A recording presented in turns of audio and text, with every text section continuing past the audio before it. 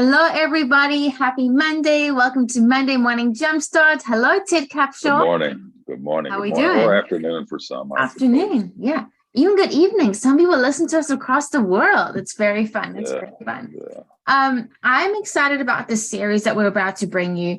You know, Ted and I have had discussions based on this thought that if you're here listening to us, you know you want to be a writer, but in order to be a successful writer with clients, you are in business and you are a business, right?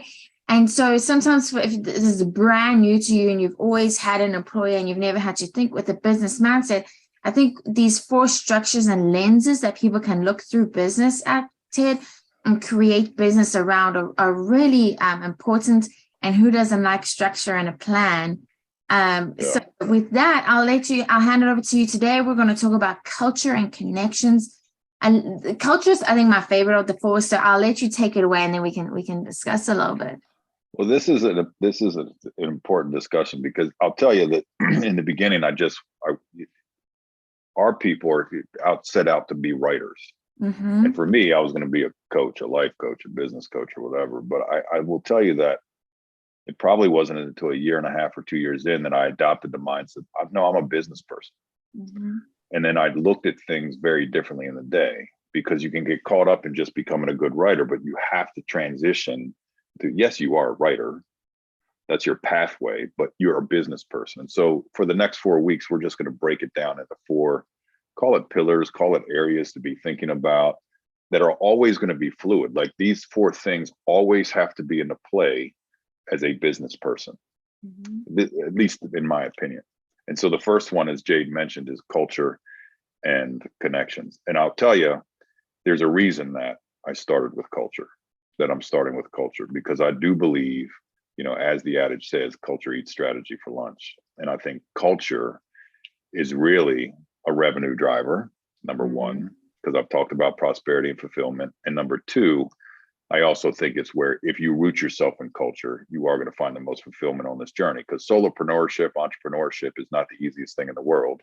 But it's one of the most rewarding things in the world if you do it the right way and get rooted in culture. And so here's the first thing that I want to say about the culture piece is, number one, you're fooling yourself if you think you don't have a culture, even if it's just you. Mm-hmm. And that's where I think people get hung up when they're either a small shop, like, you know, 4 or 5 people, or just one person. Like, what is my culture? Like, culture has to do with happy hours and, you know, fun events and, you know, foosball tables and all that. No. For me, culture is your values. This is who you are. And does the world receive you in that way? Right? So if you root yourself in certain things about who you are, what you value, for me, my clients know that I value family. And I know that may sound like the cliche answer or whatever, but they know that and they know what to expect because of that. You value helping people. You value adventure. You value whatever it is, but you've got to get rooted in who you are. Your culture is the way, like if I went to a stranger and they asked about Jade, I'm going to use Jade as the example that we're talking about today, and they articulated things that line up with how Jade wants to be seen and received, I would know that her culture is alive and well. Mm-hmm. And it also serves into, we're going to get into sales in a couple of weeks, but this idea that people want to go work for Jade, or that people are buzzing around her about her culture, and therefore they will give referrals to about Jade to somebody that understands their culture.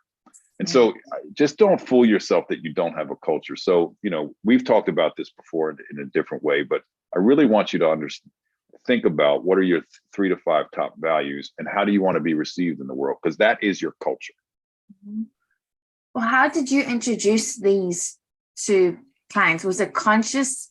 Was it unconscious, just through discussion? I'm trying to think of the person on the other end, how they would introduce this culture of who they are to other people, right? Like off the bat, like knowing that you're about family. Well, here's the thing. I don't think you consciously go out and say, hey, I'm going to introduce you to my culture, versus you need to be rooted in these things. I always say, this is where I get deeper. Now we're going to go. I don't want to take a complete left turn, but for me, I'll tell a true story. It happened at AWAI. This is true. I gave a talk at AWAI a few years ago at boot camp, and it was streamed. You guys streamed it to whoever want to do it. And I was lucky enough to have my wife and my 2 sons watch it. I do this talk. It was an emotional talk. It was very real for me. I went up to my room. I called my wife, Angel. She was crying and I was crying. It was just an emotional outlet of da da da da. And then she gave me the biggest compliment in my entire career, where she's like, "You're on stage just the way you are at home." Culture.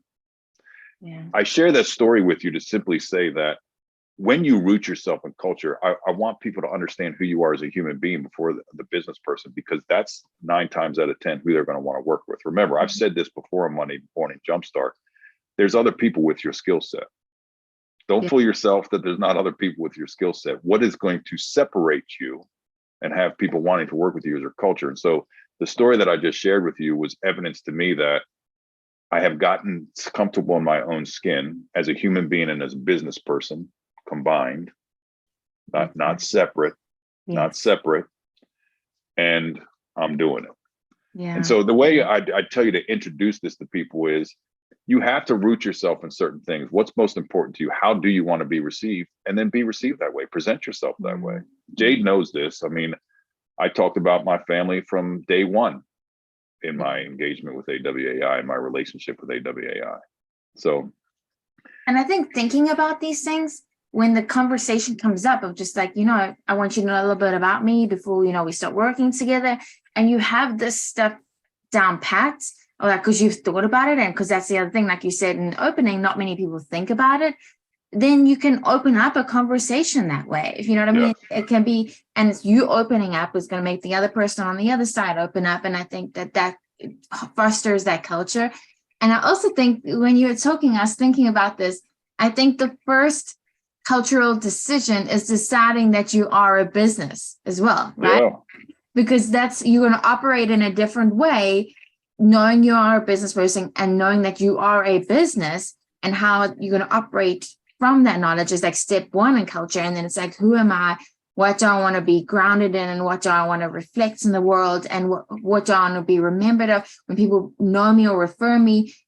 The other thing I want to ask you, Ted, is I don't know if you've ever had a problem with this, but I think everybody wants to be liked by everybody. So there's a tendency to be much more neutral when you're presenting yourself to others. I struggle with that very much.